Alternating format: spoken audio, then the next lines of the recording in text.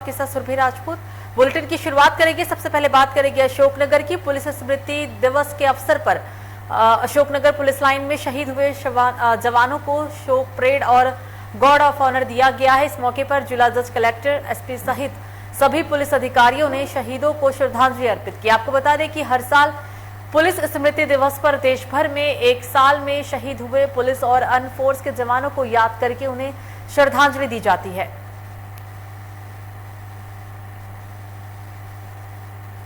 तो भिंड के देहात थाना क्षेत्र में विमान क्रैश हुआ। सूचना मिलते ही पुलिस स्वास्थ्य विभाग एवं जिला प्रशासन घटनास्थल पर रवाना हो गया। पुलिस अधीक्षक मनोज सिन्हा, एससीएमएचओ अजीत मिश्रा, देहात थाना प्रभारी रामबाबू यादव अपने बल के साथ घटनास्थल पर पहुंचे।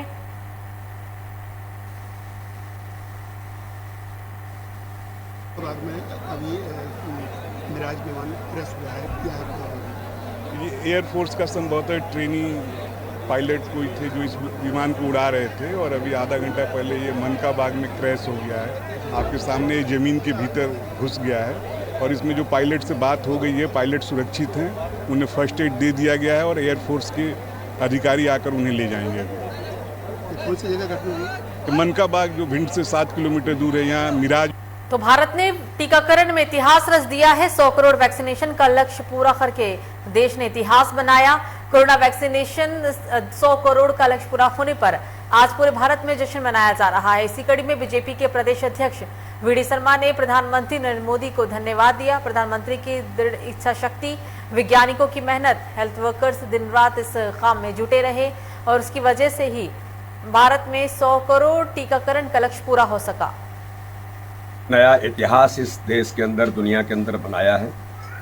ये माननीय प्रधानमंत्री नरेंद्र मोदी जी की दृढ़ इच्छा शक्ति के कारण आज भारत 100 करोड़ वैक्सीनेशन का लक्ष्य पूरा करके हमने जो इतिहास बनाया है, मैं माननीय प्रधानमंत्री जी को बहुत बहुत धन्यवाद देता हूं कि माननीय प्रधानमंत्री जी की दृढ़ इच्छा शक्ति, वैज्ञानिकों की मेहनत और हमारे हेल्थ वर्कर्स, डॉक्टर्स, नर्सेज और प्रशासन, शासन के काम करने वाले लोग और साथ में ही भारतीय जनता पार्टी के करोड़ों करोड़ कार्यकर्ताओं ने जो अथक मेहनत की वैक्सीनेशन कराने में, इसलिए आज इस इतिहास में भारत के अंदर जो एक नया कीर्तिमान बनाया है, मैं माननीय प्रधानमंत्री जी को, सभी हमारे वैज्ञानिकों को, हमारे हेल्थ में काम करने वाले सभी उन लोगों को जो स्वयंसेवक संस्थाएं काम कर रही हैं उनको और भारतीय जनता पार्टी के कार्यकर्ताओं। तो भोपाल में 100 करोड़ वैक्सीनेशन होने पर गृह मंत्री ने प्रधानमंत्री नरेंद्र मोदी को बधाई देते हुए कहा है कि टीकाकरण में भारत नंबर 1 पर पहुंच गया है। प्रदेश में कोरोना के कुल अभी 12 केस सामने आए हैं। अगर पूरे हम मध्य प्रदेश की बात करें तो अभी मध्य प्रदेश के अंदर 108 एक्टिव केस मौजूद है।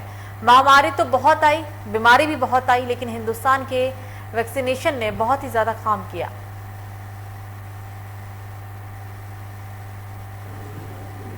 आज 12 प्रकरण पिछले 24 घंटों में संपूर्ण मध्य प्रदेश के अंदर आए हैं। 12 ही लोग ठीक होकर अपने अपने गंतव्यों की ओर, अपने अपने घरों की ओर गए। 108 एक्टिव केस संपूर्ण मध्य प्रदेश में कोरोना के वर्तमान में हैं, जबकि तो जबलपुर में प्रदेश कांग्रेस कमेटी महामंत्री सौरभ नाटी शर्मा एवं कार्यकारी नगर अध्यक्ष जगत बहादुर सिंह के नेतृत्व में सहारा पैरा बैंकिंग से प्रताड़ित निवेशकों को न्याय दिलाने के लिए कैंडल मार्च निकाला गया, जिसकी शुरुआत गौमाता चौक सहारा कार्यालय से शुरू होकर असल चौक सहारा कार्यालय में समाप्त हुई। इस कैंडल मार्च पदयात्रा में सैकड़ों की तादाद में पीड़ित निवेशकों के अलावा काफी लोग सम्मिलित हुए, जिन्होंने लोगों के पक्ष में विधायक विनय सक्सेना की उपस्थिति में ही पूरी कैंडल मार्च निकाली। तो अगर मांगों को शीघ्र निराकरण नहीं किया गया तो आगामी दिनों में प्रदेश कांग्रेस कमेटी के साथ निवेशक अभिकर्ता हितकारी संघ के द्वारा विकराल रूप से विरोध जन आंदोलन किया जाएगा। ये चेतावनी इस कैंडल मार्च में दी गई है।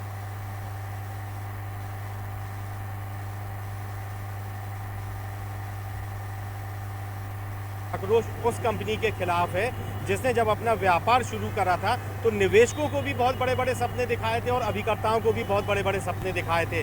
जब जबलपुर में ये कंपनी आई, निवेशकों को सपने दिखाए कि आप जो रकम हमारे यहाँ जमा करेंगे उसको आपको बढ़ के मिलने का काम होगा, आपके पैसे की ग्रोथ होगी। अभिकर्ता जो कि बेरोजगार बैठा था उसको ये सपना दिखाया कि आप अगर हमारी कंपनी से जुड़ के काम करेंगे, आप रोजी रोजगार से लगेंगे, आपके परिवार चलाने के जो सपने हैं वह पूरे किए जाएंगे। और हमारा वह अभिकर्ता साथी जो इस विश्वास पे उस कंपनी के साथ काम करने लगा कि ये भारत सरकार की एक मान्यता प्राप्त कंपनी है, इस कंपनी को सरकार ने लाइसेंस दिया है, इस बातों को लेके उसने अपनी एड़ी चोटी का दम लगा के, अपना खून पसीना लगा के सहारा कंपनी को आज यहाँ तक पहुँचाया। आज पूरे राष्ट्र, पूरे संसार में, पूरे विश्व में अगर सहारा पैरा बैंकिंग की कोई प्रॉपर्टी है तो ये उनकी निजी प्रॉपर्टी, निजी कमाई हुई नहीं है, ये उन निवेशकों का पैसा है, उसके पीछे उन अभिकर्ताओं का सामर्थ्य है जिसको आज सहारा कंपनी ने लावारिसों के तौर पे छोड़ दिया है। आज समय आया है जब ये आक्रोश फूट के निकल रहा है, और ये आक्रोश न केवल अभिकर्ता का है, साथ में निवेशकों का भी आक्रोश है, जो कि आपको प्रत्यक्ष रूप से 25 तारीख को दिखेगा जब सिविक सेंटर पार्क में हजारों लाखों की तादाद में निवेशक आएंगे, उस सम्मेलन में शामिल होंगे और अपना आक्रोश इस कंपनी के प्रति फोड़ेंगे। हम मांग करते हैं, अभी भी समय है, अभी भी चैत जाइए। अगर आप वाकई में ईमानदार हैं, आपकी नीयत ईमानदारी की है, तो 25 तारीख के पहले अच्छा भुगतान आप कराने का काम करें। लगातार जबलपुर शहर में एक बड़ा संघर्ष चल रहा है। सहारा कंपनी जो एक पैरा बैंकिंग कंपनी है और जिसका नाम बहुत था कि वो सहारा बनती है, सबके साथ देती है, आज हालात ये है कि सहारा बनने की बजाय वो उन लोगों को बेसहारा कर रहे हैं जिन्होंने उस पर अपना पैसा निवेश किया, और जिन अभिकर्ताओं ने अपने खून पसीना बहा के उनके लिए काम किया, आज उनके खिलाफ कार्रवाइयाँ हो रही। कांग्रेस परिवार ने बीड़ा उठाया है कि हर हालत पे इस लड़ाई को हम लोग जीतेंगे। हमारे उन साथियों को जो इस सरकार की नीतियों के, खराब नीतियों के चलते बड़े आदमी, एक गरीब आदमी और कमज़ोर आदमी का पैसा खा जाता है और उसके बाद भी सुरक्षित रहता है, इस लड़ाई को लड़ने का जो हमने बीड़ा उठाया है, जो अलग जगाई है सभी साथियों ने मिलके, सभी अभिकर्ताओं ने, 25 तारीख को एक बड़ा आंदोलन जो सिविक सेंटर में होगा, उसमें साफ स्पष्ट चेतावनी सहारा कंपनी को दी जा रही है कि तत्काल अगर आपकी दिवाली मने और हमारे इन साथियों की दिवाली ना मने, ये बर्दाश्त नहीं किया जाएगा। तत्काल कोई ठोस निर्णय सरकार को लेना चाहिए, कानून सम्मत कार्रवाई करना चाहिए। इन सब बातों को लेके संघर्ष हमारा जारी है, और जब तक ये हम लोग। तो सीएम शिवराज सिंह चौहान ने कहा कि गौ का हर उत्पाद उपयोगी है, औषधि के रूप में इसके उत्पाद तैयार कर हम गौशालाओं को आत्मनिर्भर बना सकते हैं। जबलपुर के कार्यक्रम में शिवराज सिंह चौहान ने कहा है कि जब वो पहली बार मुख्यमंत्री बने थे तो सीएम हाउस में 2 गाय लाया गया था और वो 45 अब हो गई है। ये उन्होंने अपने बयान में जिक्र किया है। गौ उत्पाद को लेकर तमाम बातों का जिक्र किया गया।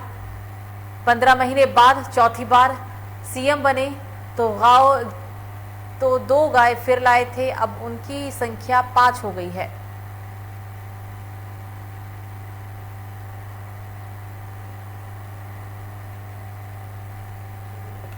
आज शरद पूर्णिमा के दिन आचार्य भगवंत विद्यासागर जी महाराज का इस धरती पर अवतरण हुआ और ये उनकी 75वीं जन्मदिन है। हमने उनके नाम पर ही जीव दया पुरस्कार स्थापित किया है। ये फैसला किया कि जीव दया पुरस्कार यहीं पे आज दिया जाए। गौ सेवा के क्षेत्र में अच्छा काम करने वाली संस्थाओं को और व्यक्तियों को जो व्यक्तिगत रूप से प्रयास करते हैं, ये पुरस्कार प्रदान किए गए हैं। और मैं भी अपने आप को धन्य मानता हूँ कि आज आचार्य जी के दर्शन। तो खबरों में आगे बढ़ेंगे, बात करेंगे अब जांजगीर चांपा के जिले के पुलिस अधीक्षक प्रकाश सिंह ठाकुर ने प्रेस परिवार द्वारा आयोजित प्रेस से मिलिए कार्यक्रम में अपने जीवन संघर्ष के कई पहलुओं को बेबाकी से साझा किया है। उन्होंने कहा है कि हमारी सफलता के पीछे सबसे बड़ी ताकत उनकी मां है। संयुक्त परिवार ने मजबूती दी है और उससे जो समझ और परिस्थितियों से अनुकूलन की क्षमता विकसित हुई, उसने एक इंसान और अधिकारी के रूप में कर्तव्यों के प्रति संवेदनशीलता से जागरूक रहने और कार्य को विधिवत पूरा करने रहने की प्रेरणा दी।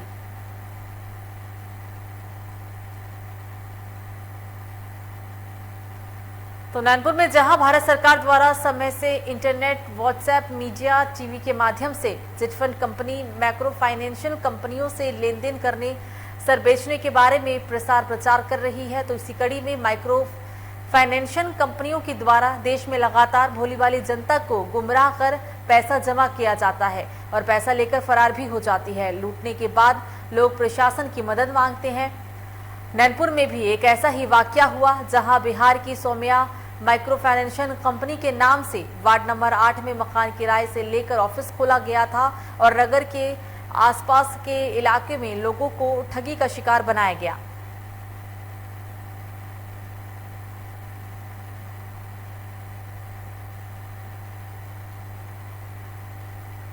अगली खबर भी नैनपुर से ही। नैनपुर नगर में शरद पूर्णिमा के अवसर पर मंदिरों में माता बहनों ने अर्धरात्रि जागरण किया है।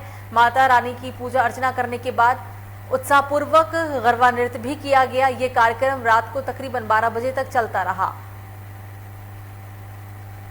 नैनपुर के वार्ड नंबर 9 में हनुमान मंदिर में माता बहनों बच्चों के द्वारा गरबा नृत्य किया गया। महिला मंडल द्वारा सीनियर पुराने सदस्यों का सुहाग देकर सम्मानित भी किया गया है। आज यहाँ पर शरद पूर्णिमा के उपलक्ष्य में और माता रानी का गरबा का कार्यक्रम आयोजन किया गया। कार्यक्रम में बहुत आनंद आया, सभी ने बहुत आनंद उठाया।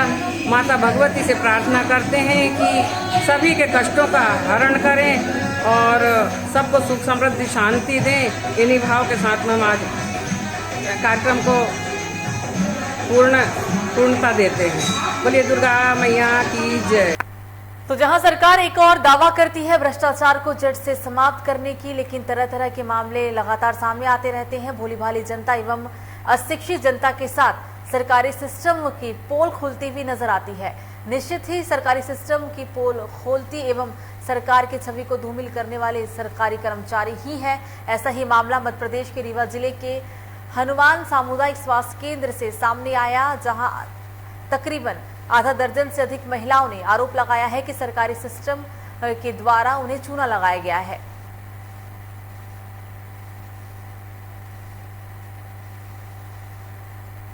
तो कालापीपल तहसील नगर के खोखरा कला में पावागढ़ वाली माता मंदिर के दरबार में 5 दिवसीय गरबा महोत्सव बड़े ही हर्षोल्लास के साथ मनाया जा रहा है। दर्शकों को आप बता दें कि खोखरा कला में मध्य प्रदेश के यहाँ स्थान मौजूद है और यहाँ के बुजुर्ग कहते हैं कि यहाँ स्थान करीब 5 पीढ़ी पुराना है और यहाँ पर दशहरे के दिन से ही माता जी की अखंड ज्योत जलती है। रात को रोजाना 9 बजे गुजराती भाषा में माता जी का भजन किया जाता है।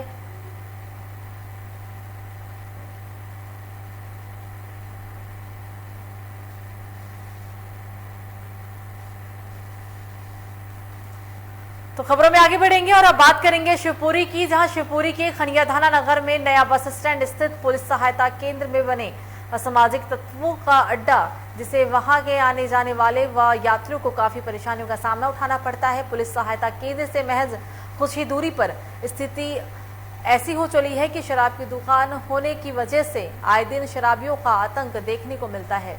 लोगों से अपशब्द भी कहे जाते हैं।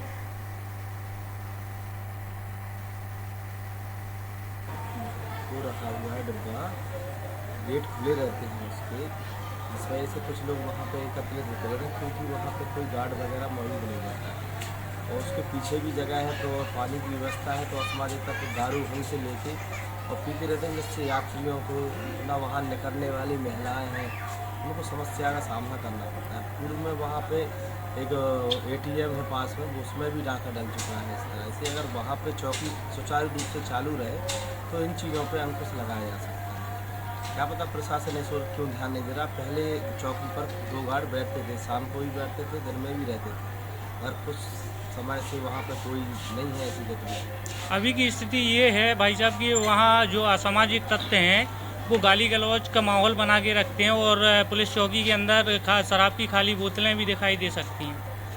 हाँ, ये क्या है, शाम हुआ नहीं और शाम को वहाँ पे बिल्कुल ये जमावड़ा लग चुका है। अभी जाके देखें तो पूरी व्यवस्था खराब है, कोई प्रशासन का ध्यान ही नहीं है।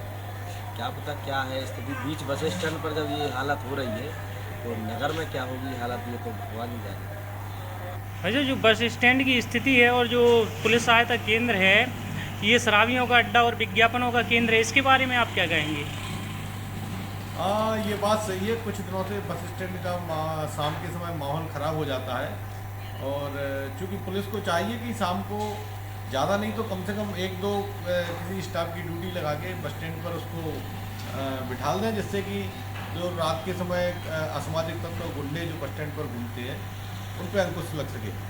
और भाई साहब जो आप देख सकते हैं तस्वीरों में कि जो बस स्टैंड पुलिस सहायता केंद्र है, इसमें शराबियों का अड्डा है जहाँ पे क्वार्टर भी डले हैं। इस बारे में आप क्या कहेंगे? हाँ, ये बात सही है। जो पुलिस सहायता केंद्र है वो खाली पड़ा है, उसका पुलिस उपयोग नहीं कर रही है। तो जब पुलिस उपयोग नहीं करेगी तो असामाजिक तत्व उसमें बैठे रहते हैं। तो पुलिस को चाहिए कि वो अपने जो उन्होंने सहायता केंद्र बनाया है उसको सुचारू रूप से चालू रखें, उसमें स्टाफ। तो चलिए खबरों में आगे बढ़ेंगे, बात करेंगे टीकमगढ़ के खरगापुर की, जहां नगर में खाद बीज के असाक्ष्य विक्रेताओं पर एसडीएम ने कार्रवाई की। अनियमितताएं पाए जाने पर 3 खाद विक्रेताओं पर एसडीएम के द्वारा कार्रवाई की गई है। खरगापुर में खाद विक्रेताओं द्वारा निर्धारित शासकीय मूल्य से अधिक मूल्य पर यूरिया, डीपीए व फास्फोबस बेचे जाने की शिकायतें लगातार मिल रही थी और इसी कड़ी में एसडीएम संजय कुमार जैन ने पंकज दीक्षित खाद विक्रेता कुंडली रोड, जदरभार असाची खाद विक्रेता कुडाली रोड पर कार्रवाई करते हुए गोदाम का निरीक्षण किया और कभी मिलने के बाद पंचनामा बनाकर कृषि विभाग के अधिकारियों को इन सभी विक्रेताओं को नोटिस जारी करने के निर्देश दिए। आप देख रहे होंगे अभी खेती किसानी का सीजन है, किसानों को खाद की आवश्यकता है, तो शासन और प्रशासन पूरा लगा हुआ है किसानों को निर्धारित मूल्य पर उनको खाद उपलब्ध कराया जाए। इसमें कुछ प्राइवेट दुकान भी हैं जिनके माध्यम से खाद वितरण हो रहा है, सरकारी सोसाइटी के माध्यम से भी खाद वितरण हो रहा है। तो जो कि इनमें से किसानों की लगातार शिकायत आ रही थी कि सर कुछ दुकानदार हमें मतलब जो निर्धारित मूल्य उससे ज़्यादा मूल्य पर खाद दे रहे हैं। तो इस संदर्भ में माननीय कलेक्टर महोदय का आदेश था तो मैं जाँच करने आया तो उसने देखा तो यहाँ पे दीक्षित ट्रेडर्स हैं और सिंधी ट्रेडर्स हैं, दोनों ने जाँच की, वहाँ किसान भी मिले, किसानों के बयान भी लिए हैं और उन्होंने मैंने उसमें पाया है कि निर्धारित मूल्य से ज़्यादा पे उनको खाद का वितरण कर रहे थे। इसमें यूरिया, डीएपी और सिंगल सुपर फास्फेट का वितरण हो रहा था, तो निर्धारित मूल्य से ज़्यादा हो रहा था। तो मैं अभी उनका पंचनामा किसानों के बयान ले लिए थे, इसके आधार पर मैं माननीय कलेक्टर महोदय को अवगत करा दिया है। माननीय कलेक्टर महोदय ने बोला है कि उनको एक बार नोटिस देके और उनको सुन के फिर अनुमति FIR के लिए अनुमति की हमारे पास भेजें, अनुमति देंगे। सर सगे ट्रेडर्स पे गेहूं की बोरिंग पाई गई है सोसाइटी के लगा है कि सोसाइटी का माल अब उसके बारे में भी उससे जानकारी लेंगे। और ये तो मैंने अभी नहीं देख पाया कि सोसाइटी की बोरी थी, जहाँ की बोरी थी। ये जरूर है कि उसमें अनाज भी रखा हुआ था उसमें। उसकी जाँच में मैंने उससे पूछा है कि भाई आपका जो गोडाउन का जो नक्शा है, स्वीकृत नक्शा है, वो दिखाएँ, तो इसके अर्थ उसको भी करवाई जाएगी। तो सर किसी दुकान को सील किया गया क्या? सीलिंग की कार्रवाई इसलिए नहीं की जा रही है कि अगर सीलिंग की कार्रवाई कर देंगे हम तो फिर जो किसान को खाद उपलब्ध होगा उसमें अभी दिक्कत आ जाएगी। तो माननीय कलेक्टर महोदय को भी अवगत करा दिया है। तो हम उसमें ये व्यवस्था बना रहे हैं कि कल से हमारी राजस्व की टीम और पुलिस प्रशासन की टीम। अगली खबर भी टीकमगढ़ से ही, जहां जिले की बलदेवगढ़ क्षेत्र के अंतर्गत बगराजन माता मंदिर पर शरद पूर्णिमा के अवसर पर मेले का आयोजन किया गया। मेले में लोकगीत कार्यक्रम का आयोजन हुआ। इस दौरान मुख्य अतिथि के रूप में प्यारेलाल सोनी उपस्थित रहे।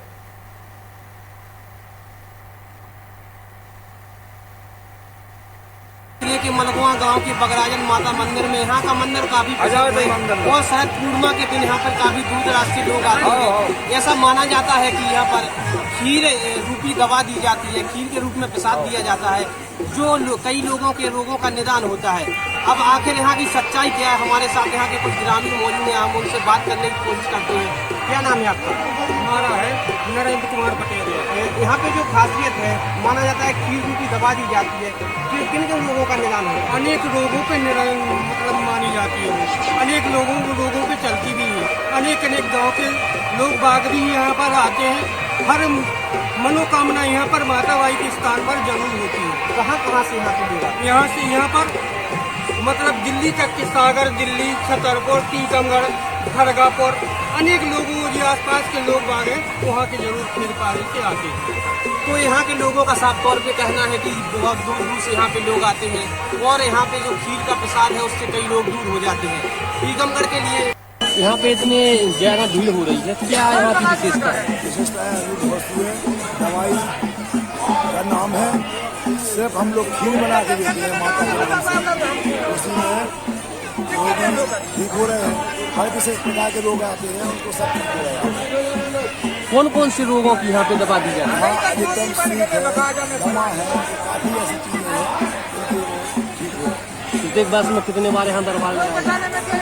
एक बार साल में कहाँ कहाँ से लोग आते हैं? बहुत दूर दूर से आते हैं, महाराष्ट्र है, दिल्ली है, मुंबई है, आगरा है, हम इसी क्षेत्र से आते हैं, झांसी है, ठीक है, इसी तरह से आते हैं। जैसा कौन सा यहाँ मंदिर है, कैसी आस्था है लोगों की? देवी जी कि की यहाँ आस्था है केवल मंदिर। ये बांस आए हैं, तो कहीं से बसोर आए थे, वो यहाँ सो गए, बांस के बोझे रखते हैं, अरे वो लेट गए।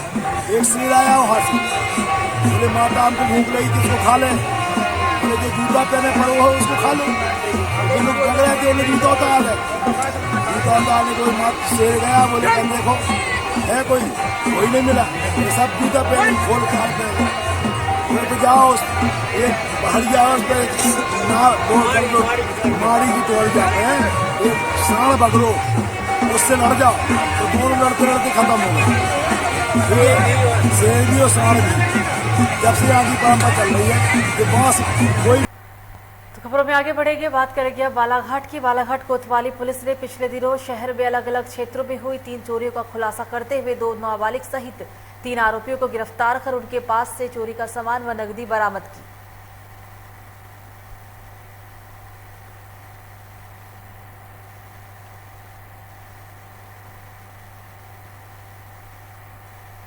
अगली खबर राजधानी भोपाल से बीजेपी सांसद साध्वी प्रज्ञा के विवादित बयानों का अब एक और सिलसिला चलता जा रहा है। असंवेदनशीलता की सभी हदों को पार करते हुए साध्वी प्रज्ञा ने दिवंगत कांग्रेस नेता को लेकर आपत्तिजनक टिप्पणी कर दे डाली। साध्वी प्रज्ञा ने कहा है कि मुझे जिंदा जलाने वाले खुद भगवान को प्यारे हो गए। प्रज्ञा ने पूर्व कांग्रेस विधायक गोवर्धन दागी के बारे में विवादित बयान दे डाला।